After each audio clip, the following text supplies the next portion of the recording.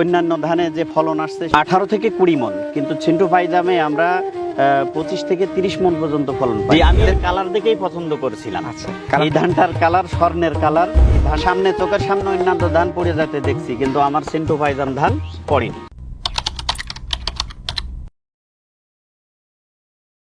বাংলাদেশের মানুষের প্রধান খাদ্যশস্য হচ্ছে ধান, অর্থাৎ আমরা ভাত খেয়ে আমাদের জীবন ধারণ করে থাকি। সাধারণত অনেক কিছুই খেয়ে থাকি, তবে আমাদের প্রধান খাদ্য হচ্ছে ভাত, আর প্রধান খাদ্যটা আসে হচ্ছে ধান থেকে। সেই সুবাদে বাংলাদেশ বা এই উপমহাদেশে ধানের চাষাবাদের শুরু অনেক আগে থেকে। দর্শক, এই সকলকার যে সকল কৃষক রয়েছে এই সকল এলাকার, সেই কৃষকেরা কিন্তু ধান চাষাবাদ সম্পর্কে অভিজ্ঞ। তবে তারা যে জাত নিয়ে চাষ করেন, অর্থাৎ যে সনাতনী যে চাষ, সনাতনী চাষ পদ্ধতি, সনাতনী জাত, এগুলাতে তেমন উচ্চ ফলন পান না। সাধারণভাবে দেখা যায় কি 1 বিঘা 33 শতকের 1 বিঘা ধান চাষ করলে ফলন আসে কত 15 থেকে 20 মন। এটাই তাদের কাছে অনেক কিছু। কিন্তু এই যে আধুনিকতার ছোঁয়া আসার পরে নতুন নতুন জাত যখন বাংলাদেশে ঢুকলো, এরপর থেকে কিন্তু ধানের হচ্ছে ফলন বেড়েছে।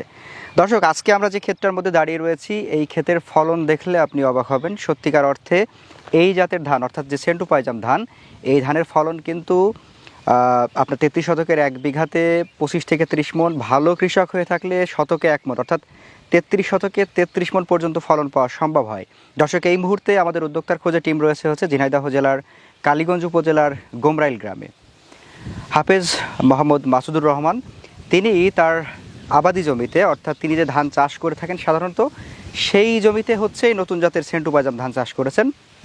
আজকে এই উদ্যোক্তা ভাইয়ের সাথে, অর্থাৎ এই ধান চাষির সাথে আমরা কথা বলবো, আর তিনি কিভাবে চাষ করলেন, তার চাষের পদ্ধতি কি, তার কেমন ফলন পেয়েছেন, সে বিষয়টি তুলে ধরার চেষ্টা করব উদ্যোক্তার খোঁজের পর্দায়। আশা করছি পুরো সঞ্জোরের সঙ্গে থাকবেন এবং উপভোগ করবেন আজকের দারুণ তথ্যচিত্র। চলুন শুরু করা যাক।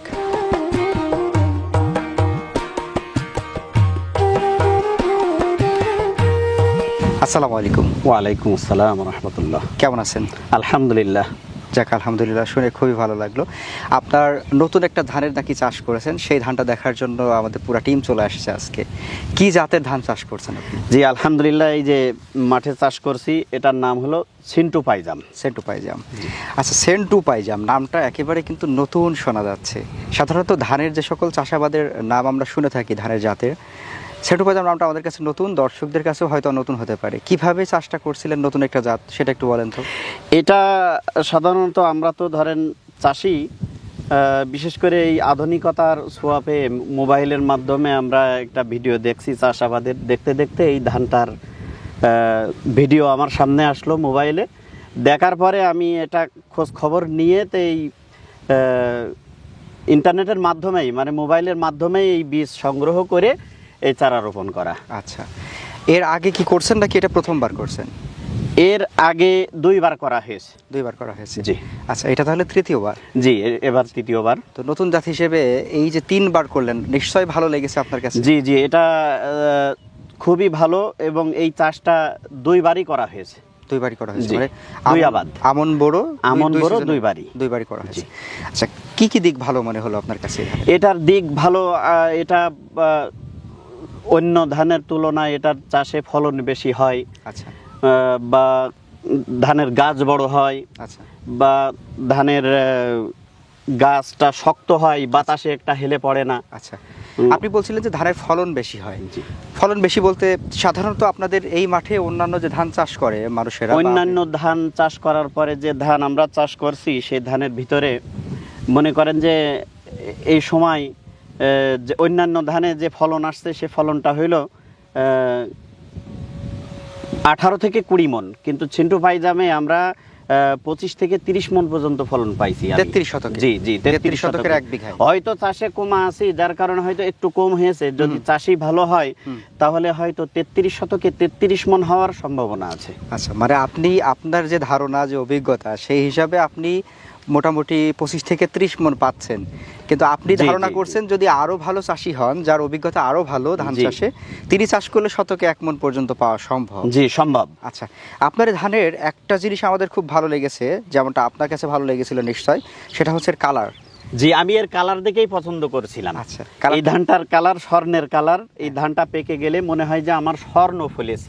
একদম, আমরা যে বলি না যে মাঠে সোনা ফলেছে, জি জি, সোনার ফসল। আমার মনে হয় কবি হয়তো এরকম কোনো ধান দেখেই এই উক্তিটি করেছিলেন যে বাংলার মাঠে সোনা ফলে, তাই না? আচ্ছা, জি। আপনার সেন্টু পাইজাম এ বছরে কতটুকু চাষ করলেন এই সিজনে? এই বছরে এই সিজনে 33-এর 2 অর্থাৎ 2 বিঘা। 66%। 66 শতক, অর্থাৎ হচ্ছে 2 বিঘা চাষ জি করছেন। জি। আচ্ছা, কি মনে হচ্ছে এবার ফলনটা কেমন হলো? আশা করি আলহামদুলিল্লাহ অন্যবারের তুলনায় এবার আরো ভালো হবে আশা করছি। আশা করছেন। আচ্ছা, যদি আমরা এই ধানের একটু চাষাবাদ নিয়ে কথা বলতে চাই, যেহেতু জি। আমাদের কাছে ভালো লেগেছে, এখন আমরা কৃষকদের চাষাবাদ সম্পর্কে একটু ধারণা দিতে চাইবো। জি এই ধান আপনি বলছেন যে 2 সিজনেই করা যায়, আমন বোরো 2 সিজনেই করা জি, যায়। 2 সিজনে এ ধান আচ্ছা। করা যায়। আমরা যদি চাষের ক্ষেত্রে প্রথমে বীজতলা তৈরি করি, জি। বীজতলায় আমরা বীজ ছিটানোর পরে ওই বীজতলায় চারাটা কতদিন রাখতে হয়? 25 থেকে 30 দিন বীজতলায় চারাটা থাকবে। আচ্ছা, এরপরে মূল জমিতে? এরপর মূল জমি থেকে আনার পরে রোপণ, হুম, রোপণ করার পর আপনার 90 দিন, আচ্ছা 90 দিন বীজতলা সহ, অর্থাৎ বীজতলা সহ 120 দিনে আপনার ধান পাকবে। আচ্ছা আচ্ছা। ফলনে তো আসবে। সেক্ষেত্রে আমরা বলতে পারি যে এভারেজ যে আয়ুটা, মানে জীবনকাল যেটা ধানের, সেই এভারেজ জীবনকালটাই, জি। মানে কোনোটার চাইতে কোনোটা বেশি এগিয়ে নয়, আবার পিছিয়েও নয়। পিছিয়েও নয়। আচ্ছা, ধানের উচ্চতা সম্পর্কে, গাছের উচ্চতা সম্পর্কে যদি একটু জানতে চাই। উচ্চতা সম্পর্কে আসলে আমরা তো ভাবে, আমরা কৃষি মানুষ, আমরা তো মাপি না, তবে অন্যান্য ধানের তুলনায় সেন্টু পাইজাম উঁচু হয়, উচ্চতায় অন্যান্য ধানের তুলনায় সব থেকে উঁচু দেখা যায়। আচ্ছা, এবার আমরা চারা রোপণের নিয়মে আসবো। চারা রোপণ করতে হলে আমাদের প্রত্যেকটা গোছায় কয়টা করে চারা গাছ দিতে হবে? আপনার চারা রোপণ তো আমি চারা রোপণ করছি 2টা 3টা চারা রোপণ করছি প্রতি গোছায়? প্রতি গোছায় 2 থেকে 3টা। আচ্ছা, প্রতি গোছায় 2 থেকে 3টা। হয়তো বা যদি একটা বেশি দেওয়া হয়, হুম। বেশি দিলে হয়তো সার কম লাগতে পারে, যেহেতু সব কিছুর এখন দাম বেশি, ডিজেলের দাম বেশি, সব কিছুর খরচ বেশি, সেই হিসেবে হয়তো রোপণে যদি একটা চারা বাড়িয়ে দেওয়া হয় তো সার একটু কম লাগতে পারে। আচ্ছা, ফলনে বেশি হলো। হ্যাঁ, এবার যদি আমরা দূরত্ব চিন্তা করি, আপনি সাধারণত এটা তো বোধহয় সুতা বেঁধে সোজা করে জি জি, রোপণ সোজা করেন। করে। আচ্ছা, সেক্ষেত্রে হচ্ছে গাছের 8 যে থেকে 6 ইঞ্চি লম্বা আচ্ছা, করা হয়। 6 ইঞ্চি। জি জি, গাছ থেকে গাছ হচ্ছে 6 ইঞ্চি, 6 ইঞ্চি। আর যে গ্যাপটা রেখেছেন ওইটা 8 ইঞ্চি। জি জি। আচ্ছা, সেক্ষেত্রে 33 শতকে এটা কতটুকু বীজের প্রয়োজন পড়ে? আপনার 4 থেকে 5 কেজি বীজের প্রয়োজন পড়ে। আচ্ছা, 4 থেকে 5 কেজি বীজ হলে মোটামুটি আমাদের 33 শতকে যে চারাটা 33 দরকার, শতকে সেই চারাটা আমরা পেয়ে যাব।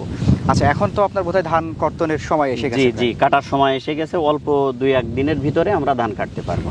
পুরা মাঠে বাতাস বইছে, জি মাঝে মাঝে দেখা যায় যে এই সময়টা অর্থাৎ বৈশাখে কিন্তু কাল বৈশাখীও দেখা যায়। জি। তো সেই হিসাবে আপনার এটা কতটুকু শক্তপোক্ত মনে হয়েছে, পড়ে যায় কিনা? শক্ত তো গত 2 বছর যে ধান করছি, ধান পড়ে নাই, সব সামনে চোখের সামনে অন্যান্য ধান পড়ে যেতে দেখছি, কিন্তু আমার সেন্টু পাইজাম ধান পড়েনি, আচ্ছা, ধান সোজাই আছে। এত সেক্ষেত্রে বাতাসের মাঝেও আমার ধান সোজা আছে, কোনো সমস্যা হয়নি। হ্যাঁ, আল্লাহ পাক চাইলে তো বড় বড়, জি, সেটা আল্লাহর ইচ্ছা। বড় বড় গাছও ফেলে দিতে পারেন, তবে এটা অন্যান্য ধানের চেয়ে আমরা শক্ত বলতে পারি। জি জি। ধানের কোয়ালিটি নিয়ে একটু কথা বলতে চাইবো। এই ধানের মানে ধানটাকে আপনি কোন ক্যাটাগরিতে দিবেন, চিকন নাকি মোটা? এই ধানটা আপনার একেবারে চিকনও না, আবার মোটাও না, এই ধানটা হচ্ছে মাঝারি। মাঝারি। মাঝারি ধানের ভিতরে এই ধানটা আমার পছন্দের ধান, মাঝারি ধান। আচ্ছা আচ্ছা, সহজ কথা, তাই তো? আচ্ছা, এর পূর্বে যখন 2 বার আপনি চাষ করেছেন, 2 বছর যাবত চাষ করছেন, বাজারে নেওয়ার পরে এটা চাহিদা কেমন থাকে? বাজারে নিয়ে যাওয়ার পরে চাহিদা তো ক্রেতারা এই ধানটা আগে দেখে, এসে দাঁড়িয়েই থাকে ধানের কাছে, শুধু দেখে যে কি ধান কি ধান। আচ্ছা। তো 2 বছর নেওয়ার পরে অন্যান্য ধানের তুলনায় বাজারে দাম বেশি পাওয়া যায়, বেশি পাওয়া যায়। মনে অন্যান্য ধানের তুলনায় 50-100 টাকা বেশি পাওয়া যায়। আচ্ছা, তার মানে আমরা এই ধানের কয়েকটা পজিটিভ দিক পেলাম, সেটা হচ্ছে এই ধানের ফলন ভালো, এই ধানের গাছ শক্তপোক্ত, এবং হচ্ছে এই ধানের কালার ভালো। জি। বাজারে নিলে মোটামুটি অন্য ধানের তুলনায় একটু 100 বা 50 টাকাকে মন প্রতি হচ্ছে বেশিও পাওয়া যায়। জি জি। এবার যেটা মধ্য কথা, যেটা আসল কথা, সেটা হচ্ছে এই ধানটা খেতে কেমন, মানে এই ধানের এই চাল। ধানটা আমরা কৃষি মানুষ, আমরা ছোটকাল থেকে শুনছি মুরব্বীদের মুখে যে আমরা পাইজাম ধানের ভাত খাবো। তো আমি মোবাইলে যখন দেখলাম যে এটা পাইজাম ধান, তখন মনে করলাম যে খাবারের জন্য এই ধানটা আমি তৈরি করি, লাগাই, দেখি কি হয়। তো এই ধানটা গত বছর বা তার আগের বছর করার পরে বাড়িতে চাউল বানানোর পরে যে ভাত আমরা রান্না করছি, সকালে রান্না করে আমরা এই ভাত রাত্রেও খাইছি, কোনো সমস্যা হয়নি। মানে গরমে খবরটা না, কোনো সমস্যা হয়নি। আচ্ছা, আর কৃষক মানুষ তো এরকম ধানই খুঁজেন বা এরকম ভাতই জি খুঁজেন। জি, আমরা মধ্যবিত্ত, আমরা মধ্যম ধানই পছন্দ করি। আচ্ছা আচ্ছা, তাহলে সব মিলিয়ে আমরা এটার একটা ধানের ভালো ধান হতে হলে, ভালো জাত হতে হলে যতগুলো গুণাগুণ প্রয়োজন সব গুণাগুণই পেলাম। এই জায়গা থেকে দাঁড়িয়ে আপনি আপনার মতো কৃষক ভাইয়েরা যারা রয়েছেন তাদেরকে কি বলবেন যে এই ধানটা কি চাষ করা যায়? আলহামদুলিল্লাহ, আমিও চাষ করছি। আমি প্রত্যেকটা চাষি ভাইকে বলবো যে আপনারা চিন্টু ভাইজাম ধান করেন। চিন্টু ভাইজাম ধান করলে আপনারা লাভবান হবেন। আচ্ছা, মোটামুটি একই জমি থাকবে, একই জমিতে আপনি যেখানে 18-20 মণ ফলন পেতেন এটা করলে মোটামুটি আরও 5-7 মণ 10 মণ লসের আশা নাই।